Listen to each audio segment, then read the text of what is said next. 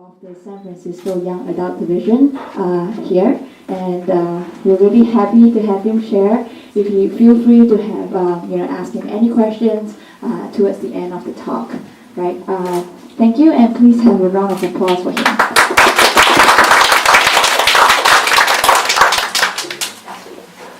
Can everybody hear me before the mic? Yeah. Okay, awesome. I'll speak before the mic. Okay, so before we start, just a show of hands, how many of you do meditation at least once? Okay, so most of you. And how many of you do it on a regular basis, so for at least once a week for a year? Okay, so and how many of you do it like intermittently? So you do it for an intensive period for 1 or 2 months, up to 3 months, and then there's a short break or a long break, and then you continue again. So that's a break into it.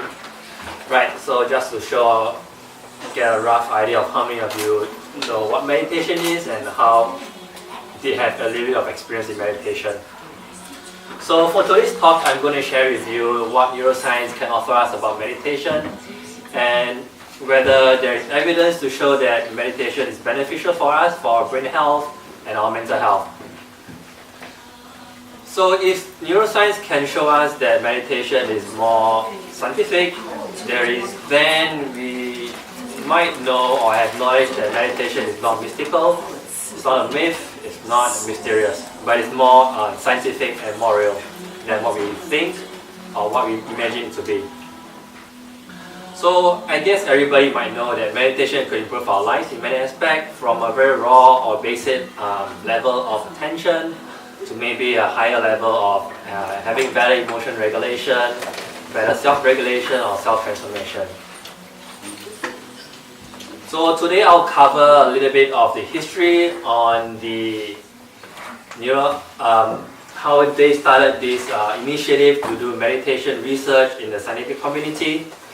And then I'll share with you some evidence of the benefits meditation can provide through neuroscience, and also some thoughts about the future, which I think neuroscience should head towards, and then end with some Q&A and a summary.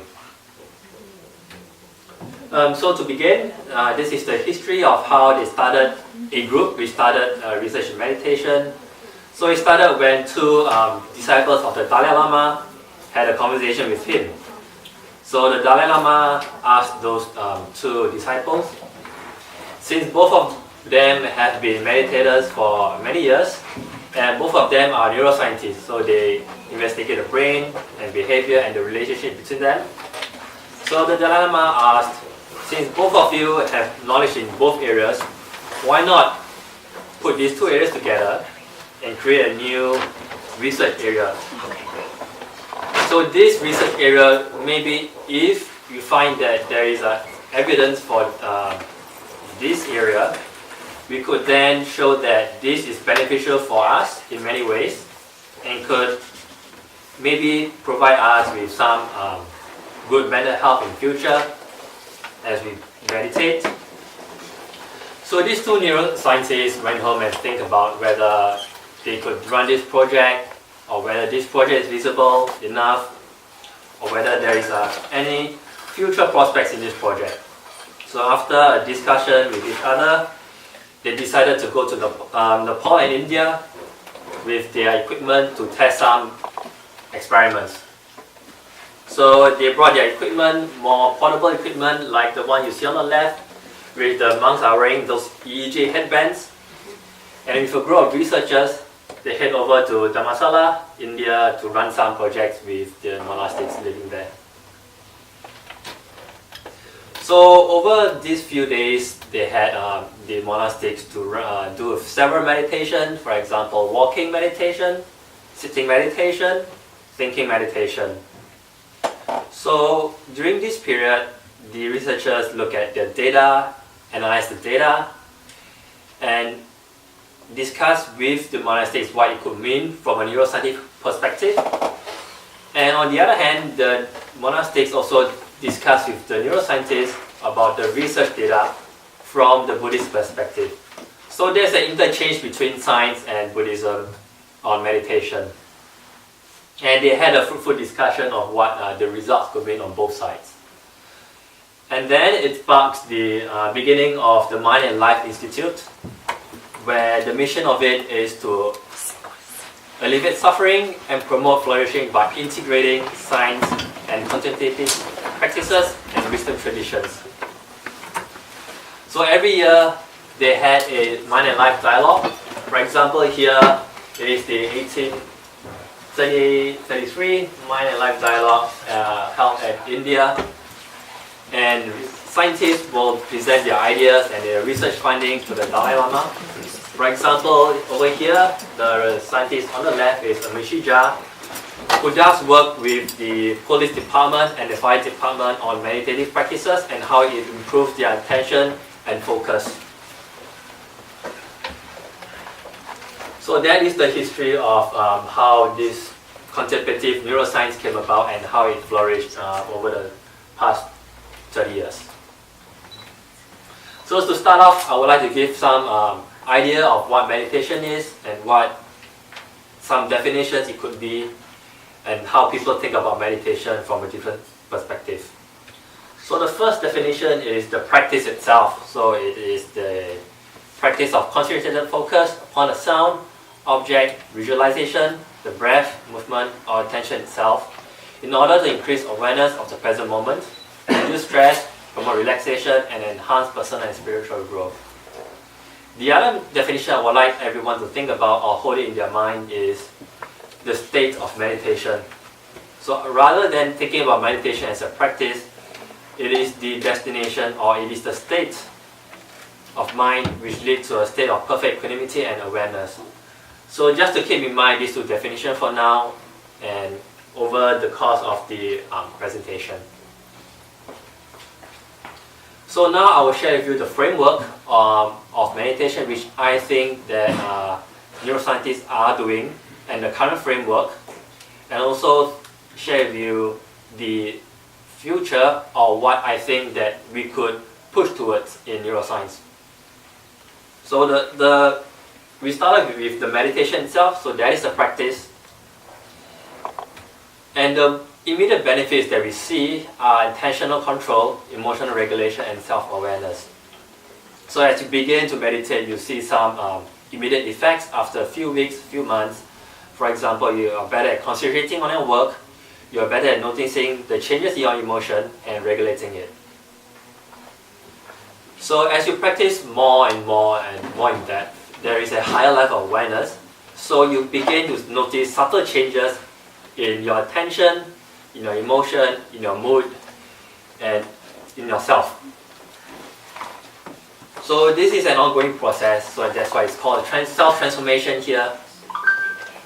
And this is where most of the neuroscientific literature are in right now. So everyone focuses on these aspects of cognition. And what I would like to think about in future is the kindness, compassion, joy, and equanimity in which we can push towards further in neuroscience. So rather than focusing on this cognition, we could focus more on the human interaction, social communication, human flourishing, and self-actualization.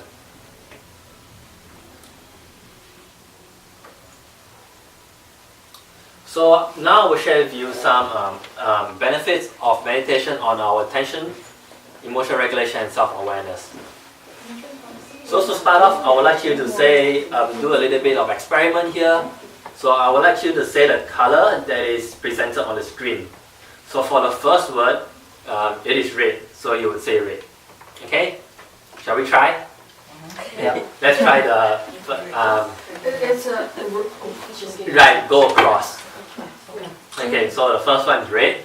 Red. Continue. Black, green, blue, yellow, orange, black, brown, purple, yellow, blue, yellow, green, brown, red, purple. So who find this task relatively easy or quite easy? Right? It's quite easy, right? So let's try the second one again. So now you have to say the color, not the word. So the first one you have to say the purple. So the word is red, but the color is purple. Alright? Okay, let's try this. Just let's try this one. Okay. Purple, black, orange, green, yellow, blue, purple, red, black, red, yellow, blue, purple. Got it. Is it? How many of you find this easier than the first one? How many of you find it the same? How many of you find it difficult, more difficult than the first one? Okay, so this second task requires you to have focus of attention on the color rather than the word, right? So you need to pay attention to what you're focusing on and not be distracted by the word. So this is an example of a task that scientists ask meditators to do to show or to evaluate the level of benefits of attention that meditation brings to them. So there is an experiment which tries to look at this. So they divided in participants into two groups, one in INBT or Integrated Body-Mind Training. One of it, the components of this is mindfulness meditation. And the other group, Group B, they have relaxation training. So they were asked to relax on their body, to relax and not to be stressed. So they recruited 43 undergraduate students and they were asked to go through 5 days of training. So before and after the training, their EEG recordings were taken. So EEG is the electrodes that are on the head like the ones you see on the right. And they were also asked to do the stroke task, which is the task we just did.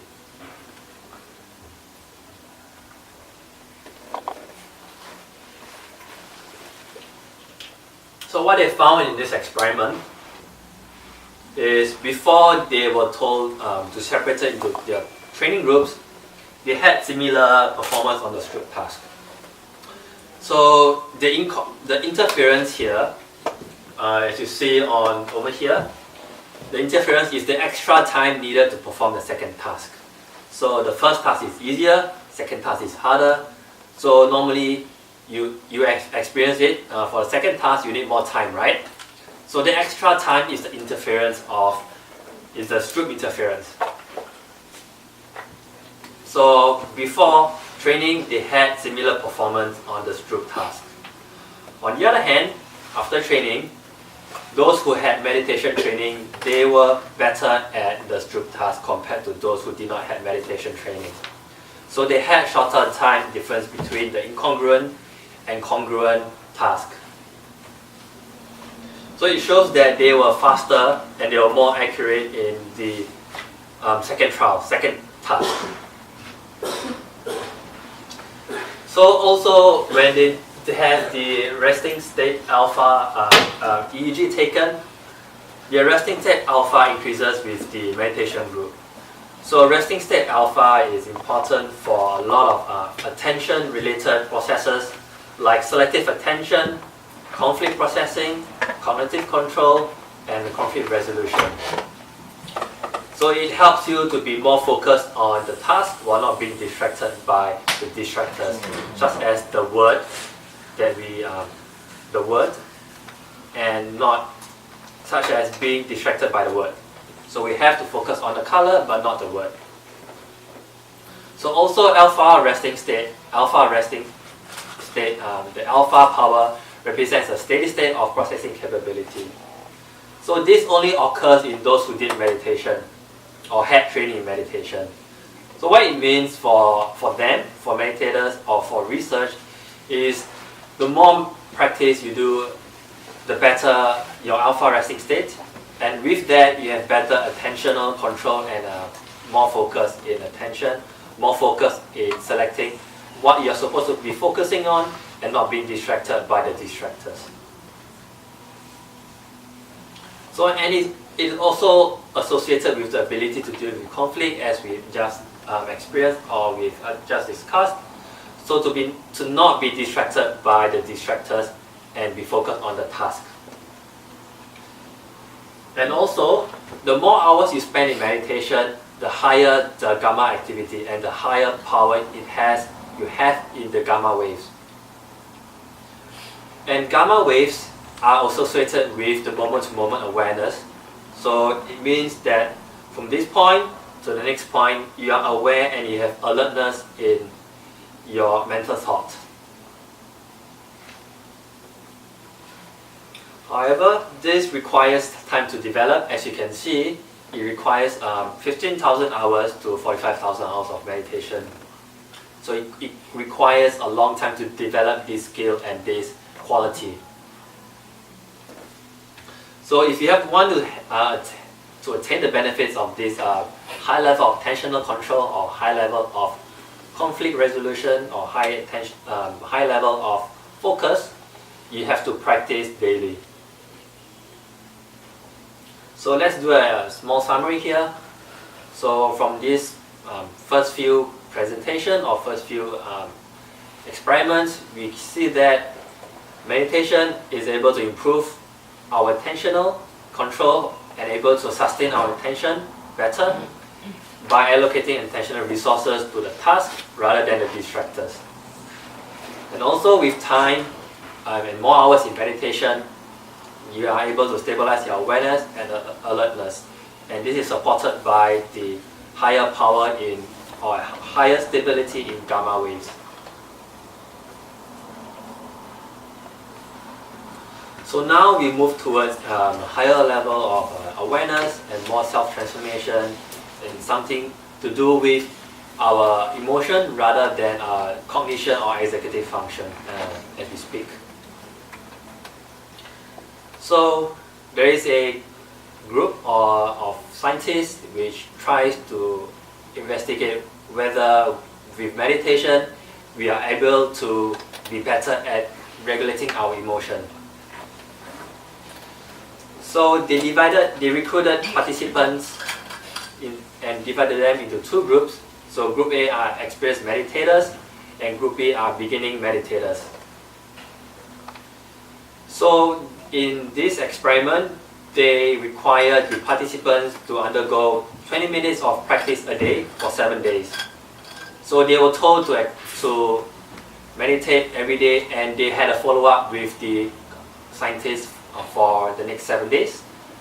And they were told to meditate on a specific guided meditation presented by the scientists, neuroscientists, or the researchers.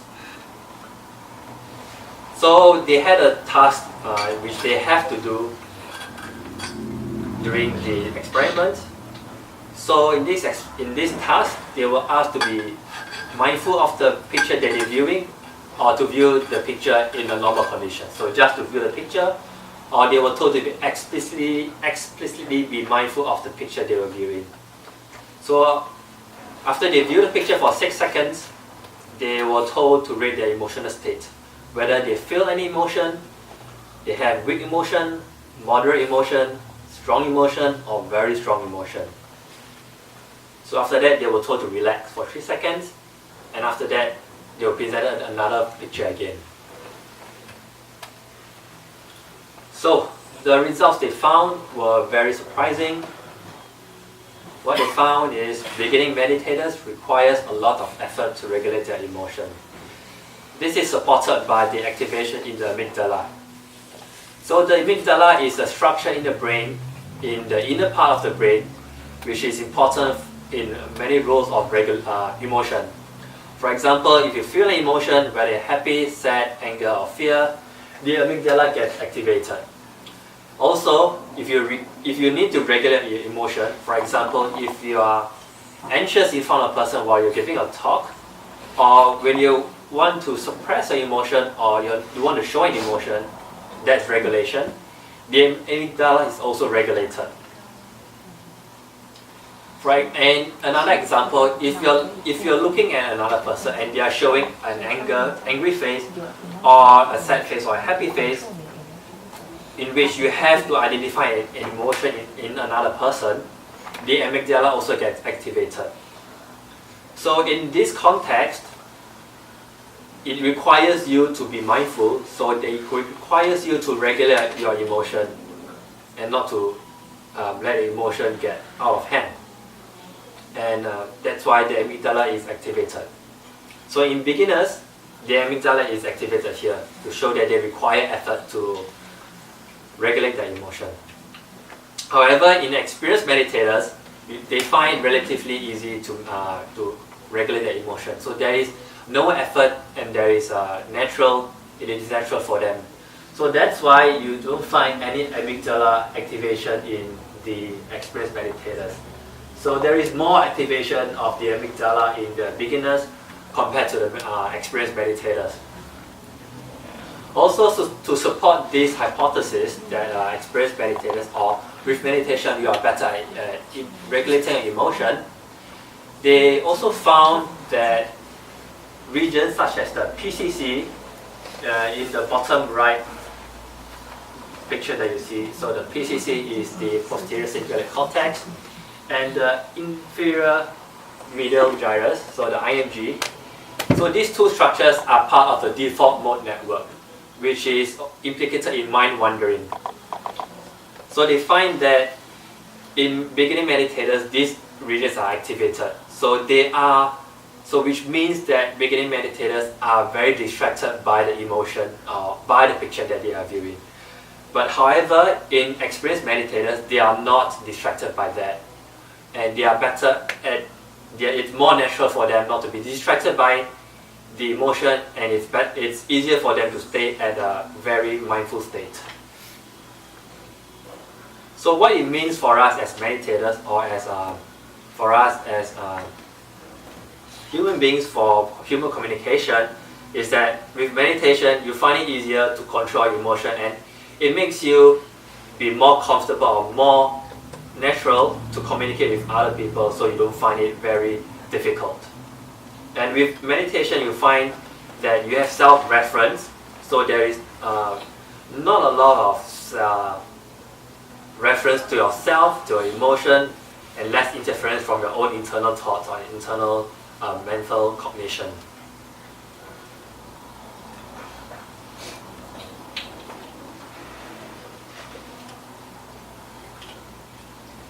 So this emotional regulation with meditation could provide a hint of equanimity at a later level of practice.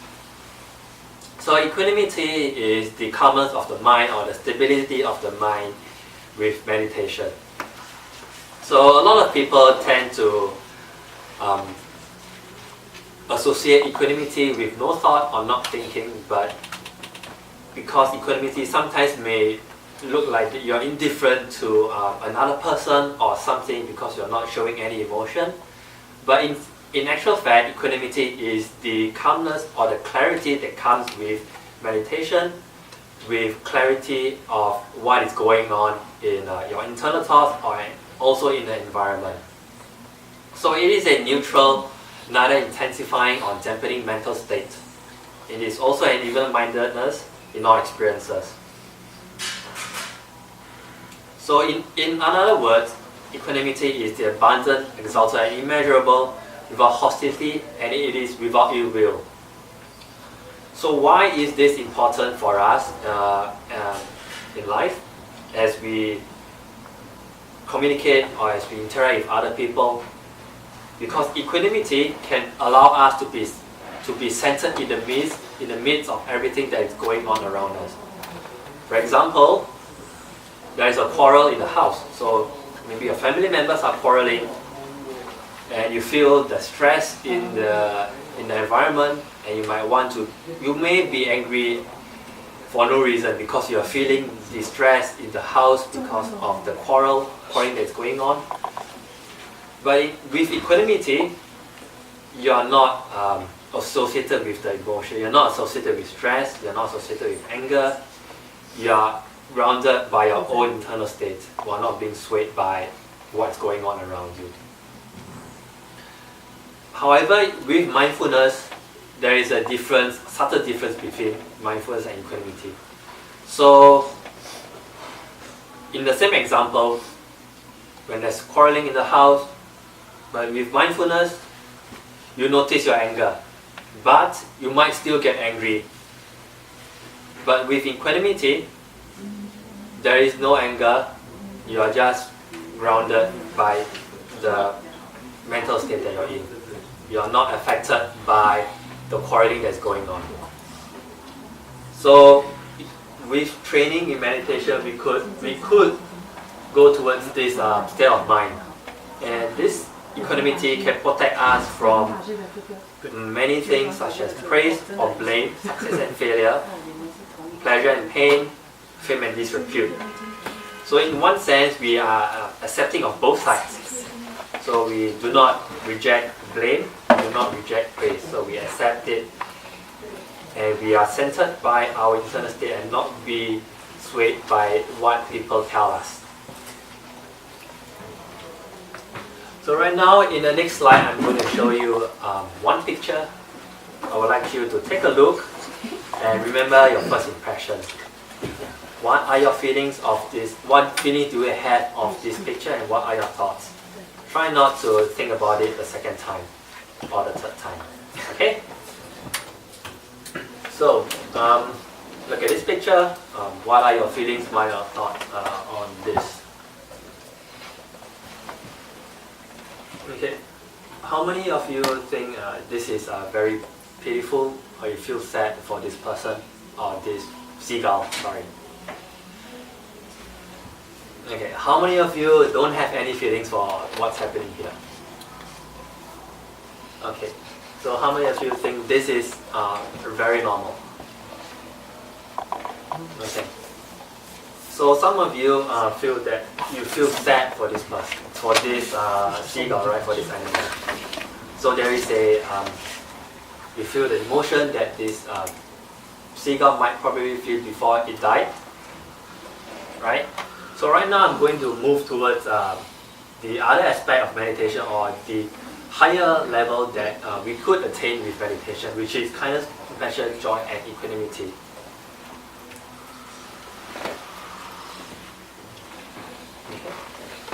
So before we start on the evidence of this aspect of meditation, I would like to give a definition of empathy and compassion here. So empathy is defined as the ability to understand and share the feelings of another. So like what we've seen in the previous picture, some of you feel sad and feel pity for this seagull, so there is a sharing of the emotion, so there's a little bit of empathy here.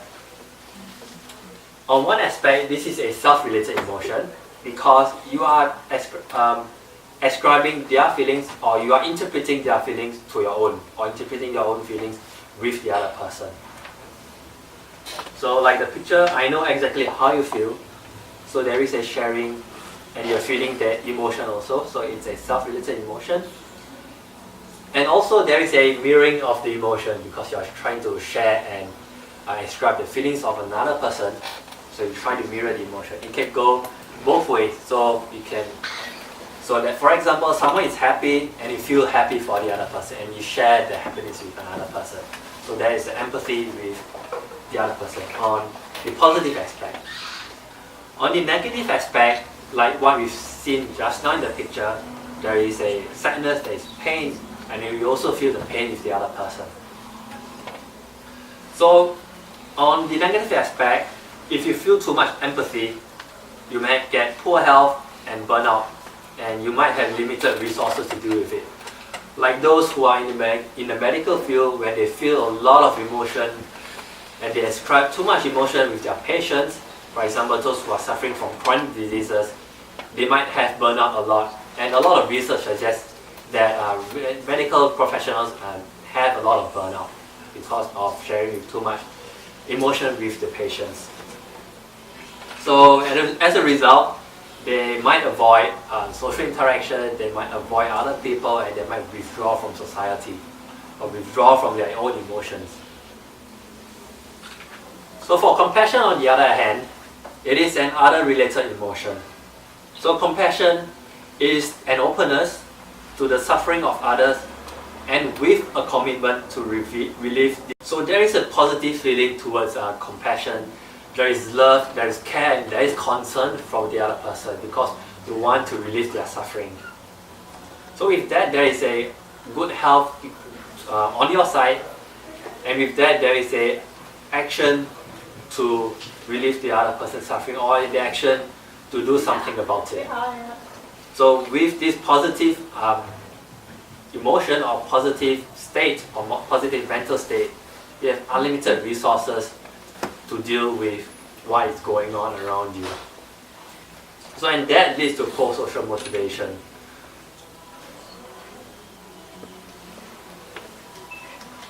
So there's a group of researchers who tries to delineate empathy and compassion, because from what we've discussed, or what I've discussed just now, empathy and compassion are two different sides. So there are two different definitions, and there are two different mental states. So in this experiment, they divided participants into two groups. Group A undergo affect training. So they undergo training in both empathy and compassion, while Group B undergo memory training. So they learn the method of loci to improve their memory. So for empathy training, it is sort of a meditation program for them. So with empathy training, they were asked to visualize a close person who is not well, who is suffering, and also to empathize with this person. So they were asked to generate internal sentences like, I share your suffering, I feel your pain, or I know how you feel. And they were asked to extend this feeling towards someone who they are not close to a total stranger, and to all human beings, and at the end to all sentient beings, including animals. Compassion training or compassion meditation, on the other hand, is a slightly different form of training or meditation. So in this compassion meditation, the participants were asked to visualize a close person who is suffering also, who is not well, and they were told to generate internal sentences like, may you be free from suffering, may your pain go away, or may you be safe from whatever you are going through. So there is a motivation for them to be out of their suffering. And similarly to empathy training, they were asked to generate this feeling to a person they are not close to a total stranger, to all human beings, and at the end, to all sentient beings. So at the same time, during this experiment, they were asked to do a task. So they were asked to look at some videos, which could include high emotional videos or low emotional videos. So low emotional videos are videos of everyday scenes like traffic, for walking, or landscape, or news, documentaries. So there is very low emotional content in those videos.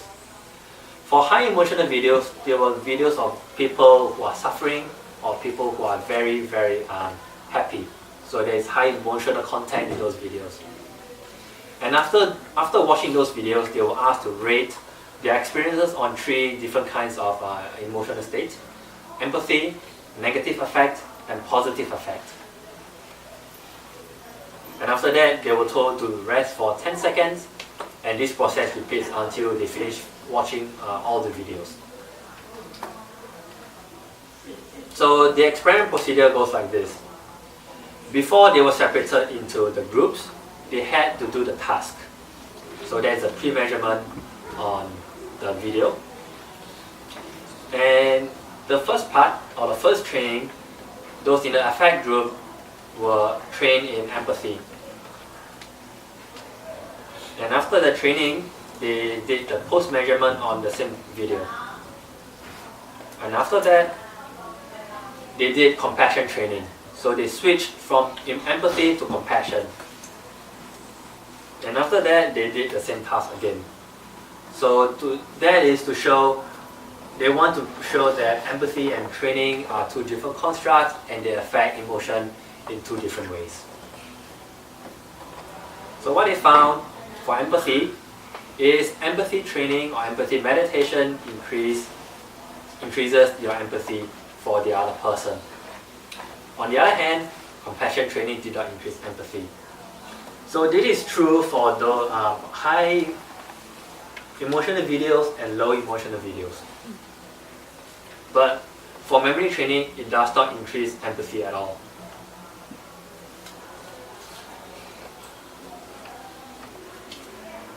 So for positive effect, compassion training increases positive effect after empathy training. So this is true for both high and low emotional content videos.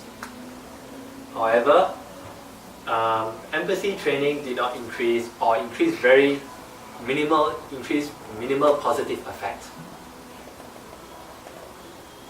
For negative effect, empathy training or empathic meditation increases the negative effect for the videos. So they feel more negative after watching the negative videos. On the other hand, after compassion training, this negative mood or negative emotional state is reduced. And this is true for those of high emotional content and low emotional content videos. So what it means here is compassion helps to reduce the negative effect we feel after if we have too much empathy for negative side of the negative emotion. So to support this result, they did an MRI scan. So they found two different structures or two different sets of structures that delineate empathy and compassion. So what it means is that empathy is associated with structures that is differentiated or distinct from those structures that are associated with compassion. So regions that are associated with empathy are also associated with empathy for pain, which means that there is a sharing of pain with the other person. So these structures are involved with salient events or salient emotion, such as when you see someone in pain or you see someone getting poked by a needle, you might also feel that you are being poked by the needle. So these structures are associated with that, and these structures are seen in those who did empathy meditation here. On the other hand, with compassion meditation, they found these regions which are associated with reward processing. So these regions are associated with positive affect and reward. For example, if you see a baby crying, your first instinct is to soothe the baby from crying because you know the baby might be in pain. You want to relieve the baby from being in pain. And after you relieve the baby from crying, you might feel happy about it and the baby might feel happy about it. So that feeling or that mental state is associated with reward processing, the positive reward that you attain. So that reward or benefit is towards more towards social reward rather than material reward. So if the baby feels happy, and so that is a social reward. So baby stops crying, that is a social reward. And this is found in those who did compassion meditation. So let's go back to the seagull here. So with empathy, we feel pain, we feel pity, we feel sadness for the seagull because we know that the seagull has died from not having eaten properly, and we might know that feeling because sometimes we might not eat for very long hours and we know how hunger feels like. So for empathy, it ends here. You share the feeling and that's it. But for compassion, there is a motivation to change what is happening. Because of environmental destruction, you might want to be pro-social in environmental conservation. Like in San Francisco, we have lots of environmental preservation going on. So that is the pro-social motivation, and that is the compassion that we have for other people, for sentient beings, for human beings as well. So because of that, we know what it is like to feel happy, to be free from suffering, and that is why we want others to feel that as well. So that is compassion. So we know this, the other side, which is freedom, free from pain, free from suffering. We want others, we want to bring this feeling or this mental state or this phenomenon to all others. And that is why we strive to do more conservation for the environment, so that animals like the seagull won't have to suffer and won't have to die. And on a higher level, this is also has a lot of impact for our economy and our environment as well. So we've seen that compassion here can be trained in adults. To probe further, I would like to ask, or I would like to probe if compassion is innate within us. Is it something we have from birth, or is it something that has to be trained? So in the next slide, I will show you a video about 5 minutes, which shows whether compassion or altruism or pro-social behavior is innate or not innate within us. All right, so we'll have you sit right here with her and then just scoot her all the way up to the front of the table there. We run puppet shows in the lab. I need to do something fun now, okay? They are either hand puppets or little wooden shapes in which one character plays the role of the good guy and another character plays the role of the bad guy. Up goes the curtain. One puppet tries but fails to get to the top of the hill, sort of struggling and falling back down. On alternating trials, we show infants one character who comes and bumps the climbing character up the hill, and down goes the curtain. If you're ready, up goes the curtain. On another trial, we have a character who comes and bumps the character down the hill. Down goes the curtain. And up goes the curtain. Infants see that interaction sort of over and over again between 6 and 14 times. After they're sort of finished looking at it, when they're nice and bored, we simply ask them to choose between the two characters.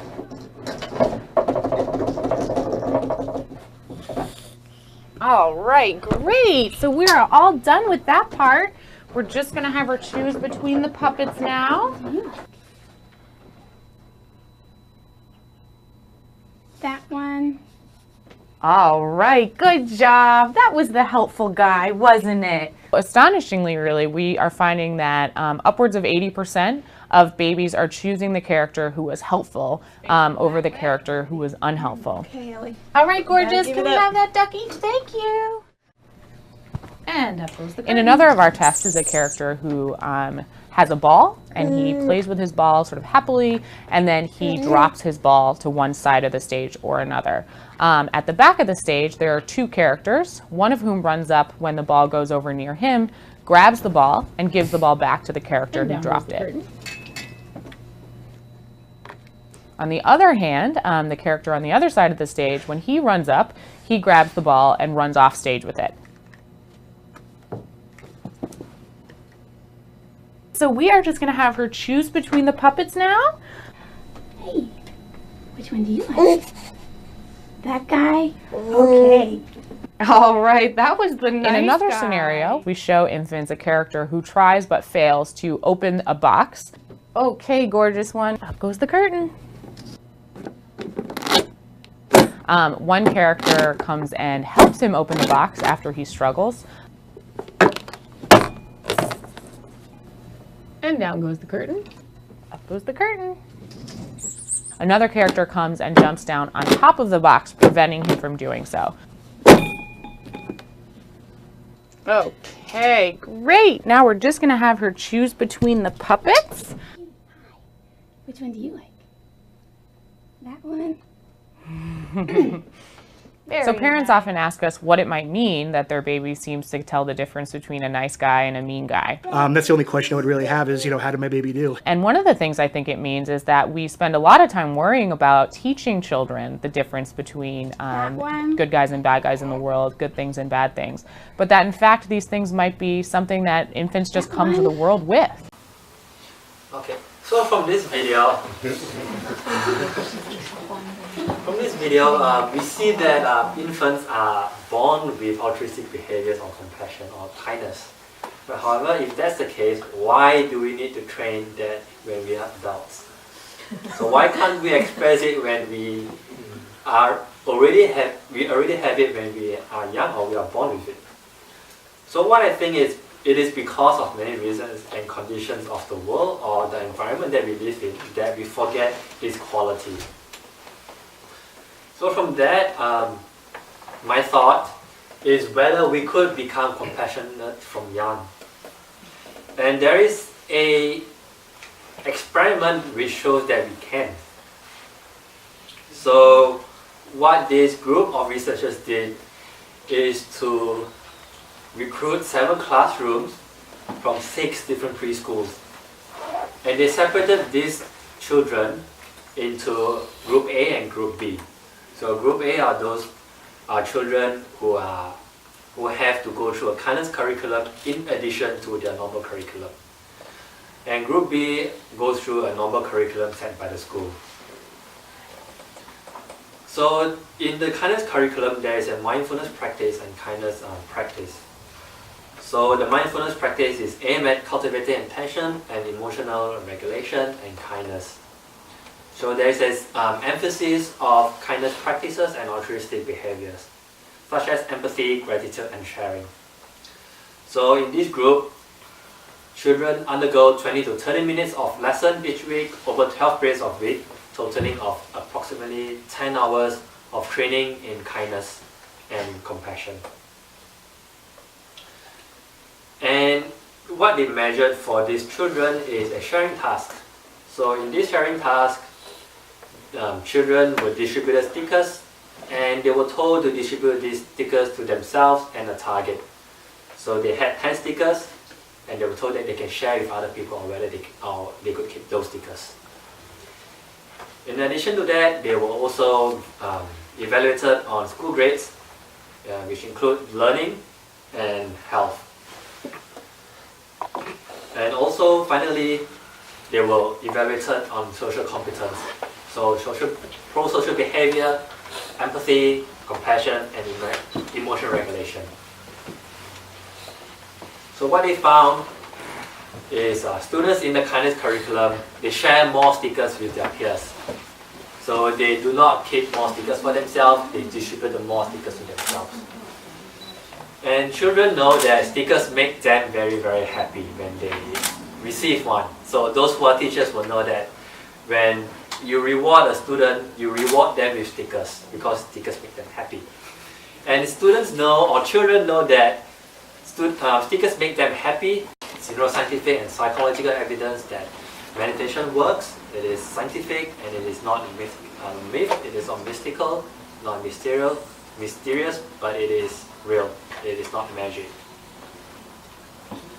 But we have to see practice daily to see the effects of meditation and to see the benefits or to reap the benefits of meditation.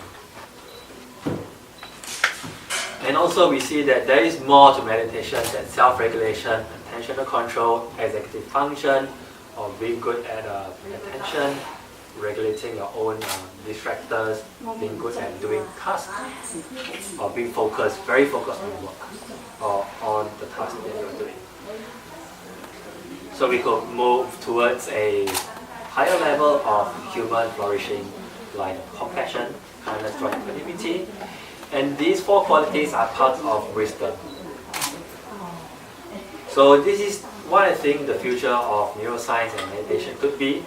We could be focusing on these aspects, and we could focus on these 4 embracing qualities in Buddhism, such as giving material things, fearlessness in a way out of suffering, kindness, kind words and praises to encourage others when they are in despair, increase their faith in what they are doing.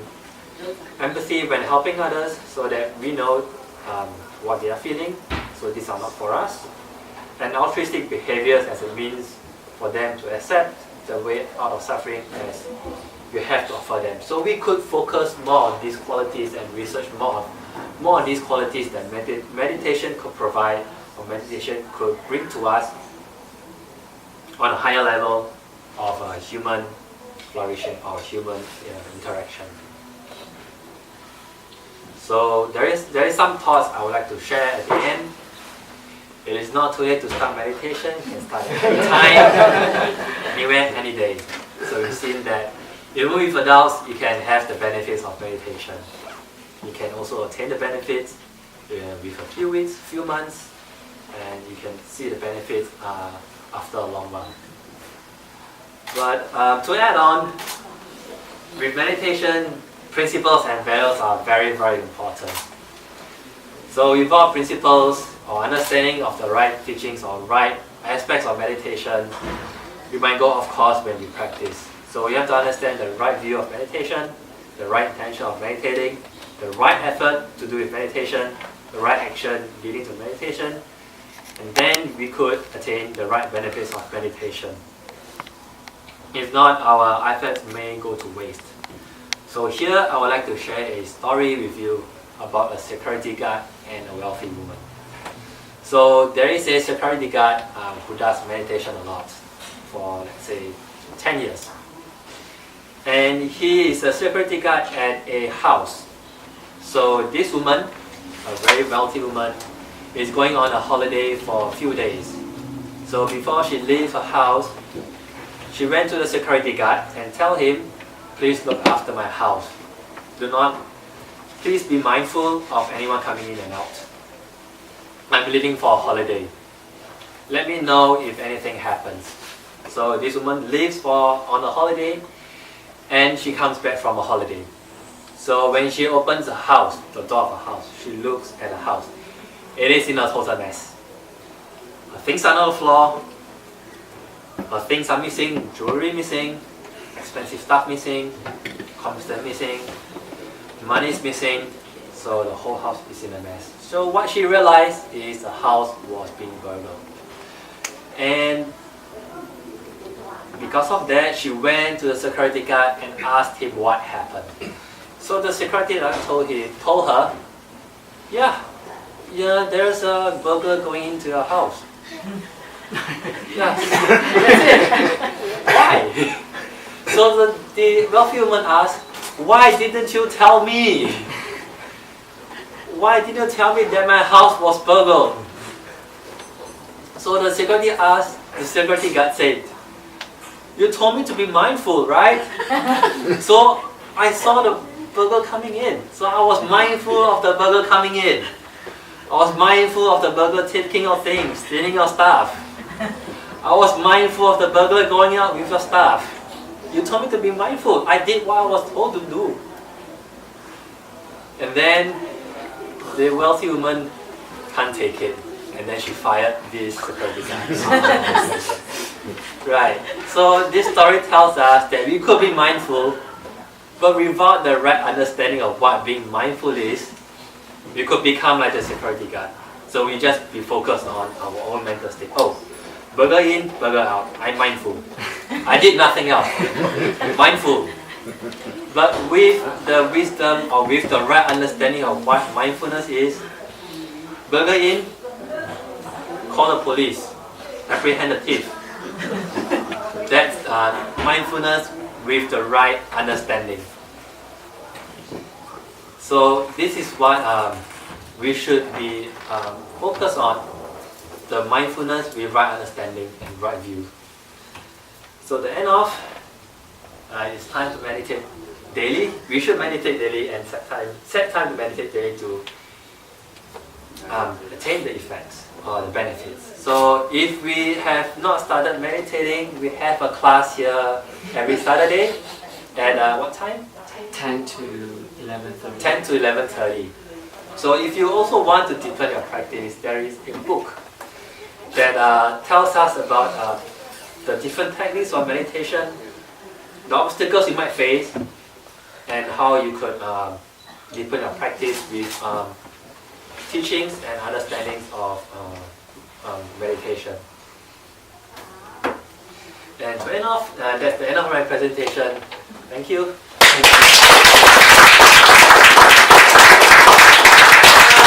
Thank you, Winson, for this awesome talk. Any questions from the audience? Yes. Yeah, you can go. Yeah. Is there a suggested time frame? Best time to meditate is in the morning, or like what is your suggested one? Or what has worked for you? What works for me is to meditate early in the morning. So when you're just fresh out. So when you're fresh out of bed, you might not have a lot of distractions because you might not start work, you might not go to school yet. So during the day you might have a lot of things that you might want to focus on rather than a meditation. So my suggestion is to wake up in the morning, refresh yourself first, drink a little bit of water, and then start meditating in the early morning when you wake up. I have a question. This is the morning. Mostly the people are very busy. So I think 10 minutes, 15 minutes is good enough. Every day. Yes. For a start, yes. So if you want to deepen your meditation, you might want to wake up earlier. So the longer time, so what time? How long? What it is? How long have to take meditation? How do you usually meditate? Usually the longest one is, I think the longest one is 40 minutes. Yeah, you can start. I cannot sit longer than that. So you start with 40 minutes. Yeah, you can start with 40 minutes. Yeah. So you start with the longest time you can meditate and then gradually increase after that. Oh, yeah. Sorry. What you mentioned the compassion training and the empathy training. What I think I missed. What is each one? So for empathy training, for empathy training, you are asked to share the feelings with another person. So for example, I'm feeling sad, or I may have gone bankrupt from my business, and then you might want to tell me that you understand that feeling of depression or the feeling of sadness because you have gone through something like that yourself, or you have gone through something very similar, and you know that I'm not alone in this emotion. I do not feel this alone. So that's empathy training or my empathy meditation. For compassion, you might same thing. I've gone through a bankrupt. I might be bankrupt from my business, and you might say that you might wish me to be free from this pain or free from this sadness, and you might offer some help or encouragement for me to go through this torment, right? So I don't have to go through it alone. There's someone who's backing me up, so I have the strength to face my problems. So that's compassion. So compassion, I guess, is more productive. Yes, in a way, it's more productive. So there is motivation to help this person to be out of their problem. And, is empathy kind of a waste of time, or? It's not a waste of time. So with empathy, you have to be very centered with your mental state. Because with empathy, you might feel too much of this emotion, right? Yeah. So you might feel burnout yourself. You might feel sad, and that might be an obstacle for you to help this person. So compassion, you kind of have to take yourself away, have the empathy, but not the attachment. You don't have the attachment of your own feelings. It's your own feelings, not the other person's feelings. Right? It's your own feelings, your own emotion that you think that this person might feel, or you think that you might feel, and it is that emotion that you want to stay away from. Right? That's kind of hard. So we know that empathy and compassion are two different things, and that compassion, it could be argued as a higher, or more advanced, on different level. Yeah, different level. But I would guess, and I could be wrong, that you need to have empathy in the first place to develop compassion.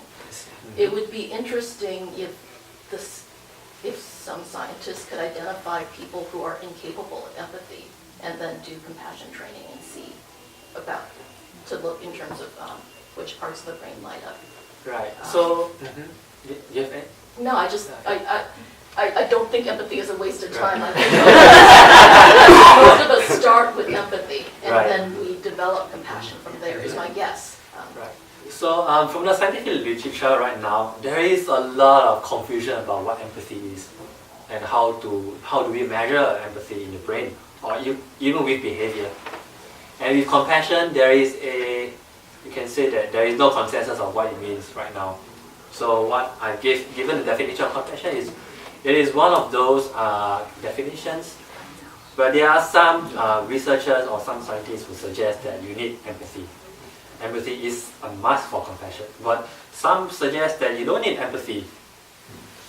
So there are some conflicting definitions or ideas about these two constructs or these two social behavior. But it is something which I think we in science should consider whether this empathy is needed or not in compassion, and whether we could also look at whether empathy is actually required. Another question about the same study. So you said that with compassion training, the emotions, affect regulation, that there was less emotion, or well, my main question is, how was that measured? Was it self-reporting? Yeah, it's a self-report. So they feel less negative emotion and more positive emotion. But it's just based on what they're saying. The question probably doesn't relate to your talk, but I'm curious, how did meditation affect the health of mental dementia or Alzheimer? Right now, in neuroscience, there are many studies that shows that meditation increases the telomere length. So the telomeres are inside the part of the neurons, I think. That the increased telomere length is associated with lower risk of having dementia, and it protects people from having memory degeneration. So there is evidence on that right now that meditation improves telomere length.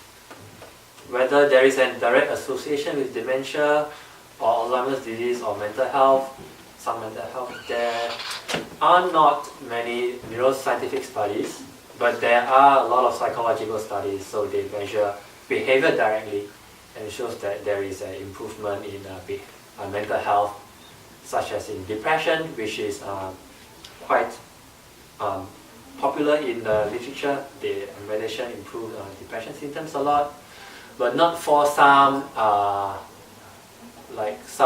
mental disorders like schizophrenia or PTSD. So there are limited effects on those studies. Okay, I got one more question. Sure. So how, you said you're never too late to start meditation, and since you bring a psychologist, so how did the psychologist decide the patient need psychological help or meditation or both? For that, I can't really answer that question because I don't see patients, at least right now anymore. I used to see patients, but I don't give treatment to them. But based on what I know, normal psychological treatment is still necessary right now, and there are clinical trials. So FDA clinical trials that are going on that tries to use meditation as a form of medication.